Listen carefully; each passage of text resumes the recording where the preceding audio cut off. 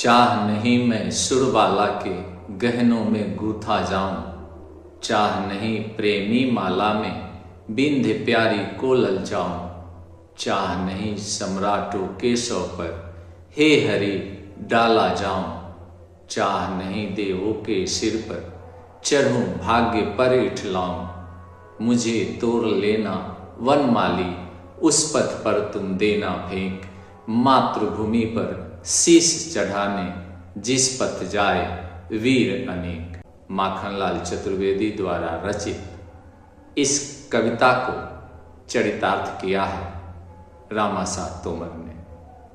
माखनलाल चतुर्वेदी जब इस कविता की रचना कर रहे होंगे पुष्प की अभिलाषा शीर्षक देकर, तब उन्हें पता होगा कि हमारे भारत के भूमि में ऐसे ऐसे महावीर योद्धा पैदा लेंगे जो अपनी मातृभूमि की रक्षा के लिए अपना शीश कटा देंगे। रामासात तोमर ग्वालियर राजघराने से संबंध रखते थे और अपने 3 पुत्रों शालिवाहन सिंह तोमर, भवानी सिंह तोमर और प्रताप सिंह तोमर के साथ 1576 ईस्वी में हल्दी घाटी के युद्ध में महाराणा प्रताप की ओर से भाग लिया था।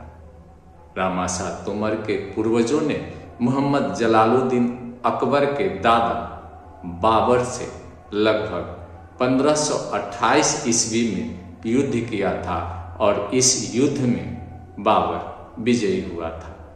ग्वालियर मुगलिया सल्तनत के अधीन हो गया था, किंतु रामासात तोमर के अंदर जो देशभक्ति थी, जो अपने मातृभूमि पर मर मिटने की ललक थी, वह हल्दी घाटी के युद्ध में देखने को मिलता है। 1568 ईस्वी के चित्तौड़ युद्ध में जब राणा उदय सिंह जी चित्तौड़ हार गए तो पूरा हिंदुस्तान निराश हो गया। पूरे हिंदुस्तान की नज़र केवल महाराणा प्रताप पर थी और उस समय महाराणा प्रताप के पिताजी राणा उदय सिंह जी चित्तौड़ के राजा थे। इस युद्ध में एक इतिहास की ऐसी घटना घटी थी जो इतिहास में तीसरी बार घटी थी, अर्थात 1568 ईस्वी के चित्तौड़ युद्ध में साका भी हुआ था और जौहर भी। साका अर्थात चित्तौड़ के हर एक सैनिक वीरगति को प्राप्त हुआ था। जौहर अर्थात चित्तौड़ के दुर्ग में रहने वाली महिलाएं अपने आप को पवित्र अग्नि के कुंड में जला दिया था। महाराणा प्रताप अरावली के जंगलों में शरण ले ली थी और पूरी तरह से टूट चुके थे। महाराणा प्रताप के गुरु आचार्य राघवेंद्र ने उन्हें हिम्मत दी और पुनः सेना बनाने की सलाह दी। महाराणा प्रताप 1572 ईस्वी में मेवाड़ के राजा बने और राणा पुंजा के नेतृत्व में एक छोटी सी सेना संगठित कर चित्तौड़ पर आक्रमण किया और चित्तौड़ को पुनः अपने अधीन कर लिया।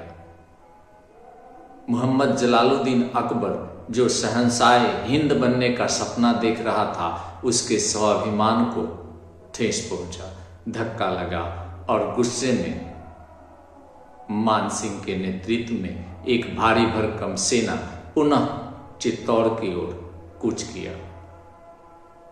हिंदुस्तान के लोगों को जब यह पता चला कि महाराणा प्रताप ने चित्तौड़ को पुनः अपने कब्जे में ले लिया है तो खुशी की लहर दौड़ गई। भारत माता के आंचल में खेलने वाले हर उस योद्धा को, हर उस देशभक्त को एक बार पुनः ऐसा लगने लगा कि अकबर को हराया जा सकता है। किंतु जैसे ही उन्होंने सुना कि चित्तौड़ पर आक्रमण करने के लिए अकबर एक भारी भरकम सेना भेज रहा है, तो बिना सहायता मांगे महाराणा प्रताप को कई तरह से सहायता मिलने लगे, जिनमें सबसे पहला नाम हाकिम खान सूरी का आता है। जिस समय अकबर चित्तौड़ की ओर सेना भेज रहा था मान सिंह के नेतृत्व में, उस समय हाकिम खान सूरी बिहार में थे। बिना महाराणा प्रताप को बताए हाकिम खान सूरी चित्तौड़ की ओर कूच किया था। ठीक उसी प्रकार से रामशाह तोमर अपने 3 पुत्रों के साथ चित्तौड़ की ओर कूच किया था। जो भी देशभक्त चित्तौड़ में महाराणा प्रताप से मिलते और मुगलिया सल्तनत के खिलाफ लड़ने की इच्छा प्रकट करते, महाराणा प्रताप उनका दोनों हाथ बढ़ाकर स्वागत करते। किंतु मुगलों से लड़ना इतना आसान नहीं था। जिस समय मुगलों से लड़ने की रणनीति बनाई जा रही थी, ज़्यादातर लोगों ने यही रणनीति बनाई कि हल्दी घाटी में मुगल बादशाह अकबर की सेना को रोका जाए और वहीं युद्ध किया जाए। रामशाह तोमर ने इस प्रस्ताव के खिलाफ अपना मत दिया था। रामशाह तोमर का कहना था कि खुले मैदान में मुगल सैनिकों से लड़ना आत्मघाती होगा। मुगल सैनिकों की संख्या इतनी है कि खुले मैदान में लड़कर हम उन्हें हरा नहीं सकते। इसलिए मुगल सैनिकों से लड़ना है तो केवल और केवल गुरिल्ला युद्ध करना पड़ेगा, अर्थात छुप के प्रहार करना पड़ेगा।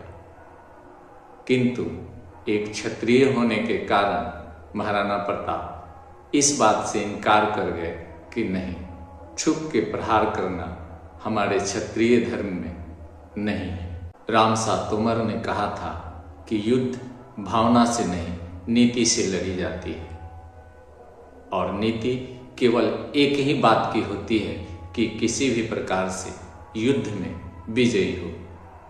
मुगल नीति को नहीं जानता, मुगल केवल जीत जानता है। मैंने उसे देखा है लड़ते हुए, उसके लिए कोई नीति नहीं।